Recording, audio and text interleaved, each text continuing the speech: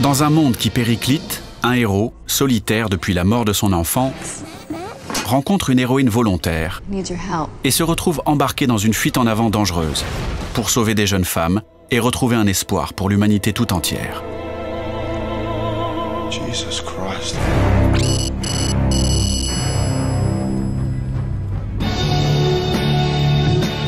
Les Fils de l'Homme et Mad Max Fury Road partagent une même histoire. Deux road movies qui se plongent dans notre futur. Des films qui travaillent sur l'imaginaire, mais aussi sur une extrapolation de notre présent. Écologie, croyances, conflits, les deux films se fondent sur une même vision des problèmes de notre époque. C'est une des forces de la fiction, partir du réel pour se projeter ailleurs.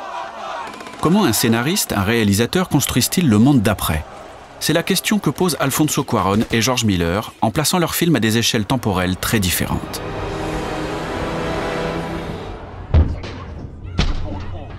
Les Fils de l'Homme se placent dans un futur proche et donc pensés comme très réaliste. Un pur prolongement de notre époque. 2027, soit un bond en avant de 20 ans par rapport à ce film sorti en 2006. Crise migratoire, tensions religieuses, terrorisme. On peut dire, aujourd'hui en 2020, que les perspectives envisagées par le film deviennent de plus en plus crédibles. Telle est en tout cas la volonté d'Alfonso Cuarón. Alors que George Miller se place, lui, dans un avenir beaucoup plus lointain. Si le premier Mad Max se déroulait quelques années dans le futur, à la manière des Fils de l'Homme, la suite de la saga largue clairement les amarres et recrée un univers dans lequel il ne reste de notre réalité que quelques évocations floues. Look. That's what you call a satellite. Miss Kitty told us about those. They used to bounce messages across the earth. Notre monde n'est plus, comme le montre dans un vacarme d'images, l'ouverture des deuxième et quatrième opus. En ce sens, Fury Road est l'exemple même du film post-apocalyptique, alors que les Fils de l'Homme cochent toutes les cases du film d'anticipation. Des univers différents donc, mais dans lesquels vont se développer des récits aux dynamiques similaires.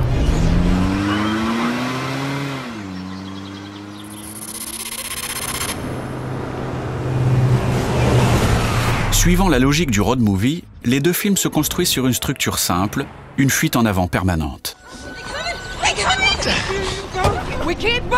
Une trajectoire sensiblement identique, mais qui va poser une question. Qui mène le spectateur dans l'action?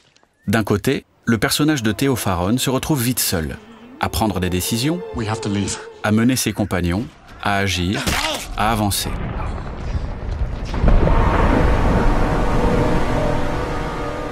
De l'autre, un des faits d'armes majeurs de Max est carrément laissé hors champ.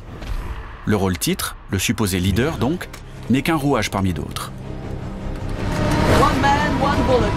Récit à la première personne contre récit choral. Cette différence de point de vue va évidemment se retrouver dans la mise en image.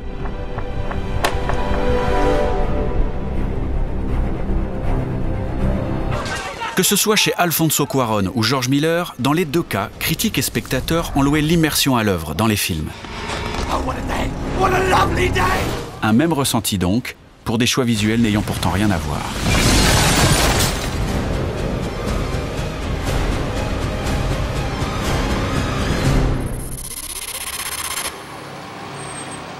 Pourquoi un réalisateur choisit-il le plan séquence?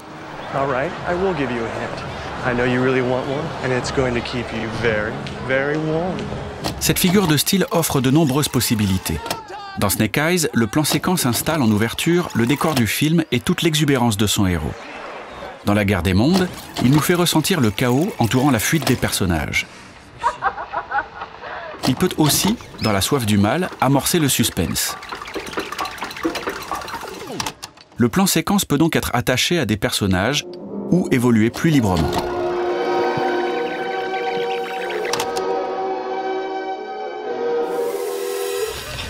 Dans Les Fils de l'Homme, le plan séquence occupe une double fonction. D'un côté, la caméra colle au basque de son héros. On ne le lâche pas d'une semelle. Le film se construit sur le point de vue de Clive Owen. L'immersion dans le film, l'identification du spectateur se font par ce biais. Mais la caméra de Cuarón se permet toutefois des écarts et devient narrateur actif quand elle laisse de côté le héros pour nous emmener ailleurs.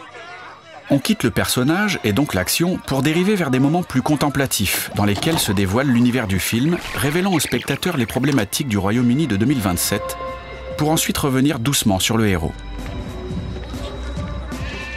C'est ainsi que le réalisateur entremêle péripéties et contexte présentés de façon consécutive, certes, mais au sein d'un même plan connecté par un mouvement de caméra.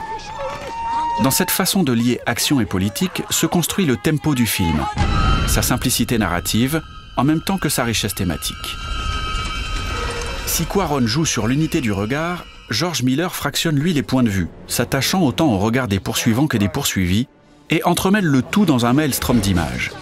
Un dispositif très bien décrit par Bong Joon-ho. Tout le contexte dans Fury Road se dévoile naturellement. La caméra est toujours en mouvement, mais les informations sont données au travers de l'action.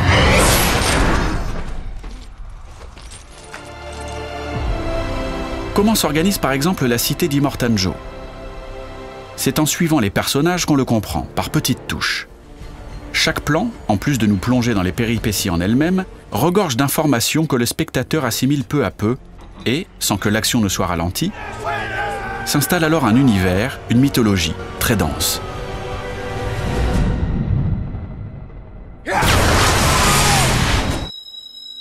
Plutôt que de jouer sur de laborieuses scènes d'introduction ou sur de longs dialogues, Alfonso Cuarón et George Miller misent plutôt sur l'expression visuelle et font ainsi confiance à l'intelligence de leurs spectateurs. Univers, récits et personnages sont en place.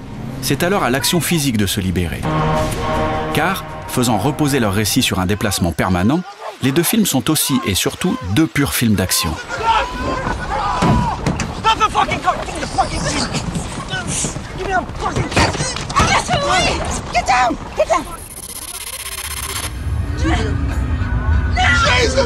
Comment assurer le dynamisme de l'action en plan séquence? Comment assurer la fluidité d'une scène à la mise en image surdécoupée? Voilà les questions que posent Les Fils de l'Homme et Fury Road. Avec 2700 plans dans le film, le découpage est tellement fragmenté dans Mad Max 4 que les comédiens avaient même parfois du mal à savoir ce qu'ils étaient en train de jouer. Mais c'est avec ce rythme furieux que George Miller cherche à faire ressentir au spectateur toute la folie de ce monde halluciné.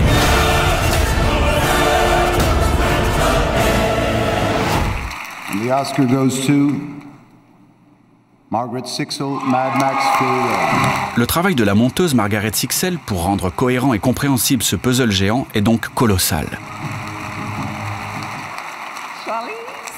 Et repose autant sur le travail d'assemblage en post-production que, en amont, sur la science du découpage du réalisateur. Ainsi, dans son montage, Margaret Sixel joue souvent sur des liens discrets, thématiques, pour lier des péripéties éparses. Des caresses du bout des doigts, Immortan-Joe confondu avec son War Rig, ou ces raccords de gestes qui entremêlent deux actions distinctes en jouant sur des correspondances à l'image. Des fragments, des gros plans, qui permettent de rapprocher, toujours, le destin des personnages. La clarté est l'objectif absolu. Sur le tournage, George Miller demande à son chef opérateur à ce que l'élément important de chaque plan soit toujours à la même place dans le cadre. Whatever was the center point of that shot had to be in the center of frame. So in the faster cutting that he's got, your eye won't have to shift on an anamorphic frame, won't have to shift to find the next subject when you've only got 1.8 seconds of time to do that. And that theory of not having to move your eyes and being able to fast cut, and it just goes bang, bang, bang, bang, bang, bang, bang. Un cadrage au centre qui permet une constance visuelle, un temps de lecture plus court pour chaque plan, la possibilité d'accélérer le montage et donc de toucher au but en combinant deux notions a priori antinomiques, lisibilité et frénésie. Avec cette volonté d'efficacité pure, chaque plan doit amener une nouvelle information. Et dans un film à la parole rare, ce sont alors les gestes et les regards qui impriment le rythme.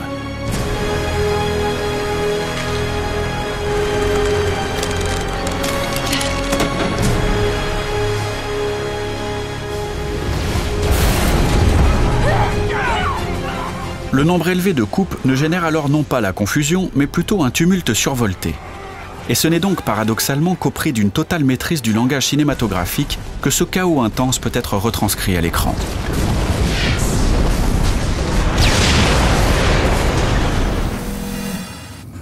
Hey, you're snoring. Le rythme est forcément moins soutenu dans Les Fils de l'Homme. Car si les choix de Miller posaient la question de la clarté, ceux d'Alfonso Cuarón vont plutôt poser des questions de dynamisme. Car au sein d'un plan séquence, comment travailler le rythme quand le montage n'est pas là pour resserrer l'action? La force d'un plan séquence se trouve dans la continuité qu'il apporte. Quand il se concentre sur une action homogène, sur un espace-temps, il offre de vraies possibilités dramatiques. L'intérêt se trouve ici dans le point de vue à hauteur d'homme qu'il génère, dans l'équilibre entre les cadres successifs qui le composent et les mouvements de caméra qui relient ces derniers. Soit une alternance de temps de transition et de temps fort grâce à laquelle la cohésion est assurée et qui compense la perte d'efficacité brute qu'auraient apporté des coupes par un rythme un peu particulier, presque cassé, dû au fait que la caméra passe autant de temps à chercher les choses qu'à nous les montrer. Cela crée dans la scène un flottement, un léger temps de retard sur les événements qui conduit à un certain effet de réel, un point de vue de témoin sans échappatoire. Si la scène était découpée classiquement, on pourrait avoir quelque chose comme cela.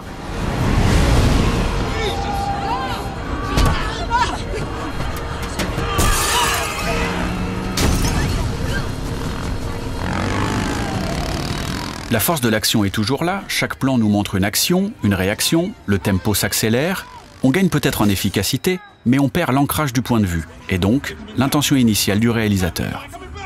Car le plan séquence est là pour coincer le spectateur. Ici, dans l'habitacle de la voiture duquel on ne peut sortir, subissant les attaques des assaillants. Et dans la scène de guérilla urbaine, nous sommes embarqués dans la course du personnage.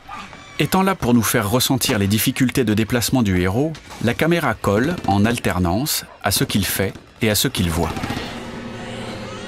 On comprend là que pour qu'un plan séquence fonctionne, un référent est nécessaire, et Alfonso Cuarón en propose plusieurs variantes. Le référent peut être un lieu, la voiture, un événement, l'accouchement, un personnage. Et ces variations amènent des sensations différentes au spectateur. Immersion, suspense ou identification. Dans tous les cas, la tension est totale.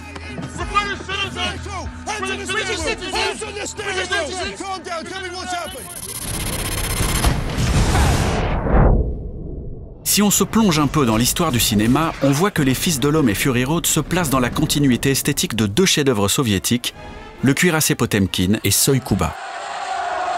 Deux films révolutionnaires dans tous les sens du terme. Mettant en scène des révolutions, russes et cubaines, en usant d'une forme nouvelle, jamais vue. Montage fragmenté, esthétique du choc chez Sergei Eisenstein, long plan en caméra portée, montrant la déambulation de personnages ou la terreur des bombardements chez Mikhail Kalatozov.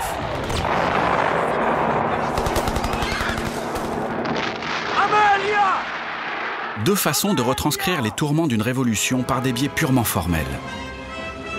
Des formes qu'Alfonso Cuarón et George Miller se réapproprient donc pour raconter les mondes en perdition des Fils de l'Homme et Fury Road. Si Le Cuirassé Potemkin et Soi Kuba sont éminemment politiques, films de propagande oblige, Les Fils de l'Homme et Fury Road, sous leurs atours de films d'action, le sont également. Des films imaginant l'avenir de l'humanité ont forcément de fortes résonances politiques. Et les choix stylistiques radicaux de Miller et Cuarón sont alors symboliques des univers qu'ils installent, de la vision qu'ils ont de notre futur. Le format 1,85 et la caméra épaule des Fils de l'Homme nous ancrent dans une réalité presque documentaire, pas si loin de la nôtre. Et les plans séquences donnent une tangibilité, maintiennent en vie ce monde qui ne s'est pas encore disloqué, mais n'en est pas loin. Alors que celui de Fury Road a explosé depuis longtemps, plus aucun repère n'existe et le montage frénétique nous le fait bien ressentir, le cinémascope flamboyant nous emmenant également loin dans la fiction. Fury Road devient alors un prolongement, presque une suite exacerbée des Fils de l'Homme, et on peut considérer ce diptyque comme deux des plus grands films d'action politique de ces dernières années. Des films qui, dans leur finale, laissent entrevoir à l'humanité un certain espoir, même si les deux héros, malgré l'aventure traversée, demeurent seuls.